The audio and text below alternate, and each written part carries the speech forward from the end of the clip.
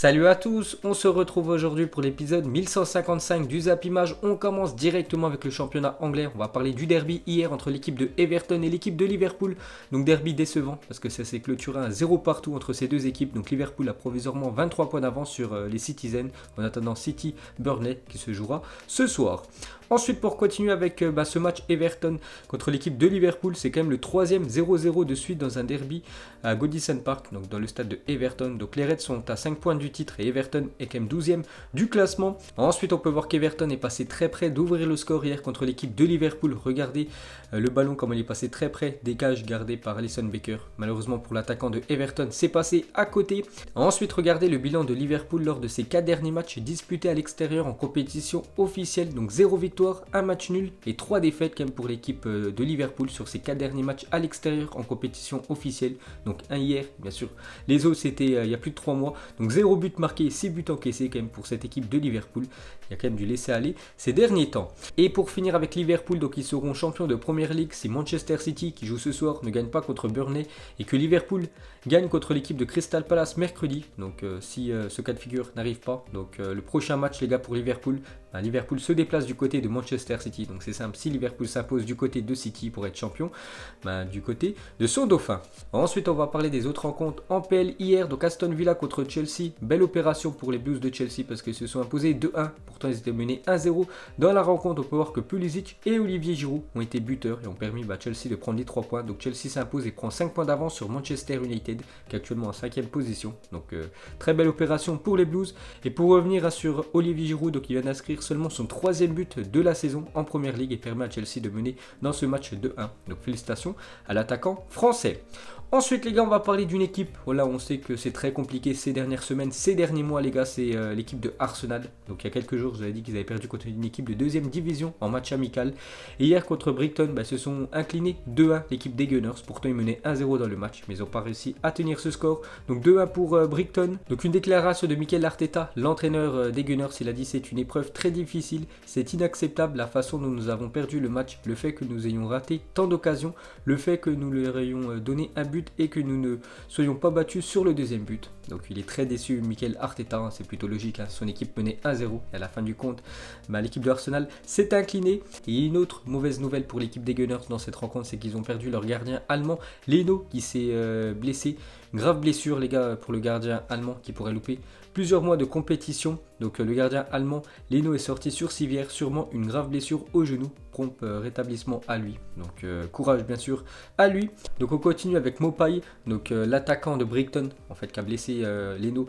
Le gardien de Arsenal, il a dit: je suis allé m'excuser auprès d'Arteta pour avoir blessé Leno, mais les joueurs d'Arsenal devraient apprendre l'humilité. Parfois ils parlaient trop et ils ont eu ce qu'ils méritent parce que c'est lui en fait qui a inscrit le 2e but victorieux pour l'équipe de Brighton. Il inscrit ce but victorieux à la 95e minute de jeu, donc dans les dernières secondes du match. Donc c'est pour ça qu'après il s'est vengé en disant bien sûr cette déclaration, parce qu'il y a pas mal de joueurs d'Arsenal qui l'ont pourri tout le match. On peut voir quand même le coup de sang de Matteo Guendouzi contre Maupay après Brighton Arsenal. On peut voir que le milieu français quand même le prend à la gorge.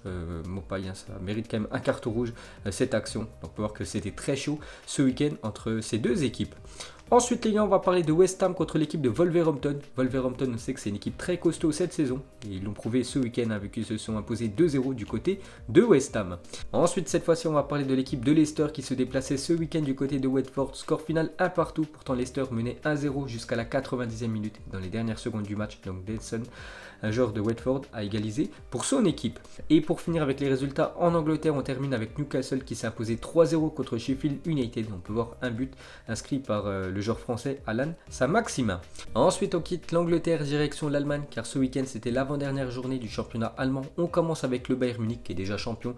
Donc ils se sont imposés 3-1 contre Fribourg. Donc on peut voir un doublé une fois de plus de Robert Lewandowski. C'est exceptionnel quand même la saison qu'il fait le Polonais. Donc pour continuer avec lui, donc il est impliqué dans 37 buts en 30 matchs de Bundesliga cette saison. 37 buts en 30 matchs, exceptionnel. Donc en tout 33 buts il a inscrit et 4 passes décisives. Incroyable les stats du Polonais.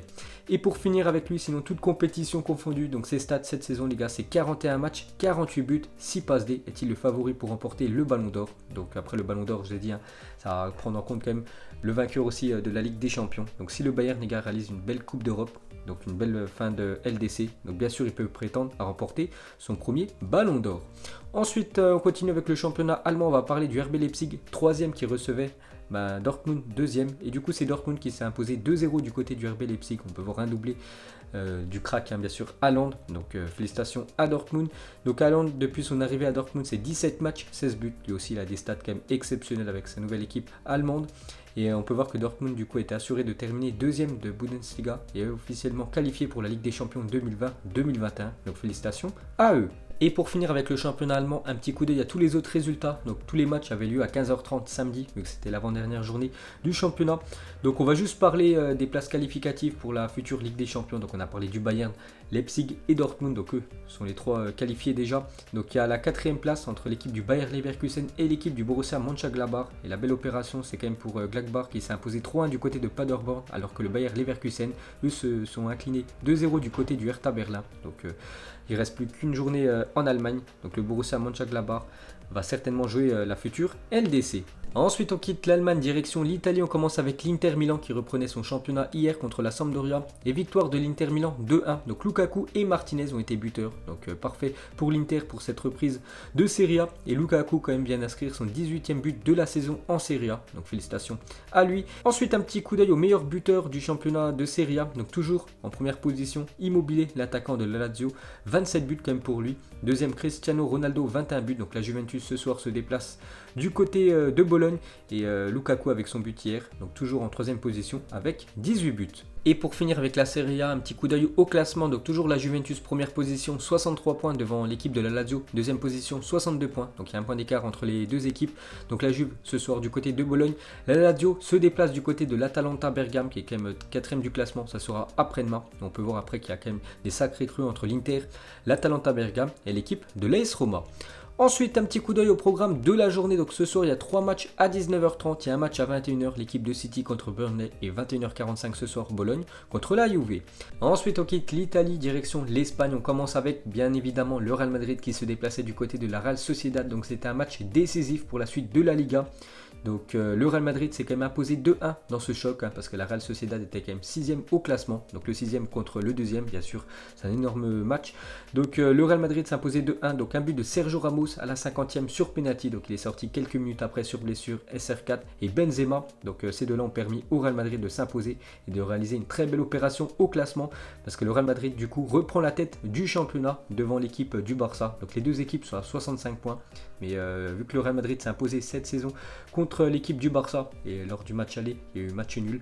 Donc le Real Madrid est devant cette équipe du FC Barcelone. Donc c'est simple, si le Real Madrid gagne ses 8 derniers matchs, ils seront sûrs à 100% d'être champions d'Espagne. Donc on va parler de Zinedine Zidane, est devenu hier soir le deuxième entraîneur comptant le plus de victoires, donc 134 dans l'histoire du Real Madrid. Il dépasse ainsi Vicente Del Bosque et ses 133 victoires. Donc félicitations à Zidane, donc 134 victoires pour lui. Donc il ne reste plus qu'un entraîneur qui a eu plus de victoires que Zidane. Bon, il est quand même très loin. Donc c'est Miguel Munoz avec ses 357 victoires, toutes compétitions confondues avec l'équipe espagnole. Ensuite, pour continuer avec Zidane, donc il a fait quelques déclarations sur la rencontre. Il a dit: ce qui est important, c'est que nous soyons tous impliqués et engagés. C'est une très bonne victoire, mais elle ne change rien à notre objectif. Il reste 8 matchs et le titre pourra se jouer jusqu'à la fin. Voilà ce que dit Zidane. Donc le plus dur est fait quand même. Ils sont repassés devant l'équipe du FC Barcelone, et maintenant simplement le destin est entre les mains, peut-être entre les pieds du Real Madrid. S'ils gagnent tout, ils seront champions d'Espagne. Ensuite, pour continuer avec lui, donc Zidane en a marre d'entendre parler d'arbitrage. Donc le coup de gueule de Zinedine Zidane sur les polémiques arbitrales, parce que c'est vrai qu'hier il y a eu beaucoup de polémiques les gars dans ce match.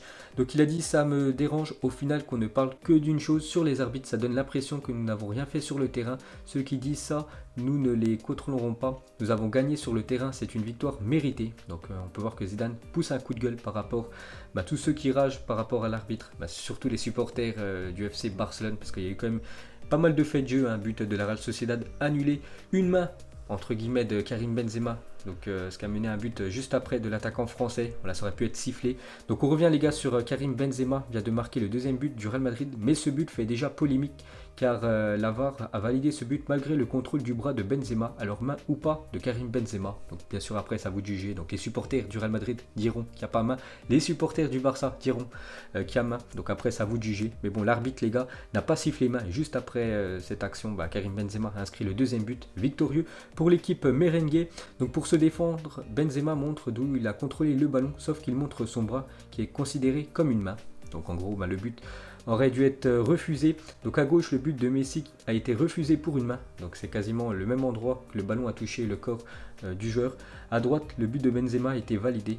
Où est la cohérence? Donc bien évidemment les gars, ça va faire polémique. Voilà, parce que c'est quand même un titre de champion d'Espagne les gars qui se joue sur quelques détails comme ça. Donc voilà, on peut voir aussi que Benzema aujourd'hui fait la une du journal L'équipe quand même, parce que c'est lui quand même qui a permis à cette équipe du Real Madrid de s'imposer. Donc Benzema intenable hier, et Benzema il est très chaud quand même depuis la reprise des matchs. Donc 3 matchs, 3 buts pour l'attaquant français. Ensuite, un petit coup d'œil au meilleur buteur de Liga, donc Lionel Messi, 21 buts, et Karim Benzema revient quand même très fort sur Lionel Messi, 17 buts pour Karim Benzema, donc il reste 8 matchs à ces deux-là, donc on verra qui finira Pichichi, donc meilleur buteur du championnat espagnol, donc on le saura dans quelques semaines. Ensuite, regardez la une aujourd'hui du journal Marca, donc un journal spécialisé sur l'équipe du Real Madrid. Donc ils sont vraiment contents bien sûr de cette victoire du Real hier. Donc leader et encore plus de suspense pour la Liga. C'est vrai que cette saison les gars, la Liga c'est incroyable. 65 points pour les deux grosses équipes espagnoles. Donc le Real Madrid est déjà premier. Ramos bat le record de Koeman. C'est vrai qu'on en parlait les gars il y a quelques jours, que Ramos était au même niveau que Ronald Koeman, ancien défenseur du FC Barcelone. Donc les deux étaient à 67 buts inscrits en tant que défenseur. Et vu que SR4 hier a inscrit un penalty, donc c'est un record, Sergio Ramos, 68 buts, devient le défenseur le plus prolifique de l'histoire de la Liga. Donc félicitations à lui. Et pour finir avec lui, donc je vous ai dit qu'il est sorti sur blessure. Sergio Ramos, donc Zidane, a donné des nouvelles de SR4. Donc Ramos est le meilleur défenseur du monde et il transmet son caractère à toute l'équipe. Sa blessure, il a en ce moment très mal au genou, mais nous pensons que ce n'est qu'un coup reçu. Mais bon, il devrait être forfait bien sûr pour le prochain match du Real, Sergio Ramos. Ensuite, le meilleur joueur du Real Madrid est Zidane. Donc il y a déjà des fans du FC Barcelone qui ont mis ce texte au-dessus de Zidane. On peut le voir à côté de l'écran du VAR. Donc en disant bien sûr que le VAR c'est le meilleur joueur du Real Madrid cette saison. Ensuite, on continue avec les merengues. Donc hier, il y a eu une énorme surprise au coup d'envoi côté Real Madrid dans le 11 de départ. C'est la titularisation de James Rodriguez, parce que ça faisait plus de 247 jours qu'il n'avait pas joué James Rodriguez. Et hier, il était titulaire à la place d'Eden Hazard. Et pour finir les gars avec le Real Madrid, donc un petit coup d'œil du coup au classement. Donc le Real Madrid du coup en première position 65 points, le Barça 65 points également, mais en deuxième position, je vous ai dit, à cause de la confrontation directe. Donc voilà les gars, c'est très très chaud. Donc il reste 8 matchs pour ces deux équipes. Ensuite on va parler de quelques mauvaises nouvelles pour l'équipe du FC Barcelone. Donc déjà la première mauvaise nouvelle, voilà, c'est qu'ils ont perdu leur place de leader, actuellement deuxième l'équipe du Barça. Et la deuxième mauvaise nouvelle pour les Catalans, c'est Frenkie de Jong souffre d'une lésion au mollet et sera forfait plusieurs semaines, et c'est officiel. Donc il pourrait louper les 4 prochains matchs, donc il pourrait être indisponible pendant 3 à 4 semaines. Frenkie de Jong, donc les 4 prochains matchs quand même du Barça, c'est quasiment des matchs tous les 3 jours. Il y a quand même l'Athletic Bilbao, Celta Vigo, l'Atlético Madrid et Villarreal. C'est quand même un gros coup dur pour l'équipe du Barça. Ensuite on quitte l'Espagne, direction l'Ukraine. On va parler du Shakhtar, a été sacré champion d'Ukraine pour la 13e fois de son histoire. Donc félicitations à cette équipe du Shakhtar qu'on voit souvent en Ligue des Champions. C'est quand même la 4e fois de suite qu'ils sont champions d'Ukraine. Ensuite, on va parler de Kylian Mbappé offre un maillot de l'équipe de France à Pelé pour fêter les 50 ans de son 3e titre de champion du monde avec le Brésil. Donc Pelé et Kylian Mbappé, voilà, il y a une relation amicale entre ces deux-là. On peut voir qu'Mbappé lui a dédicacé un maillot et il l'a envoyé au Brésil bien sûr pour la légende Pelé. On continue avec Kylian Mbappé, donc il y a exactement 2 ans jour pour jour, Mbappé, 19 ans et 183 jours, devenait le plus jeune buteur de l'équipe de France dans une Coupe du Monde.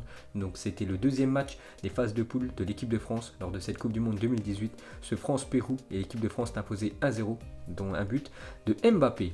Et pour finir ce Zap Image, donc bien évidemment on va terminer avec une question sur la Liga. Donc pour vous, qui remportera la Liga lors de cette saison? Donc un petit rappel, les deux équipes sont à 65 points. Donc le Real Madrid a un avantage, parce que si le Real Madrid gagne tous ses matchs, mais seront champions d'Espagne.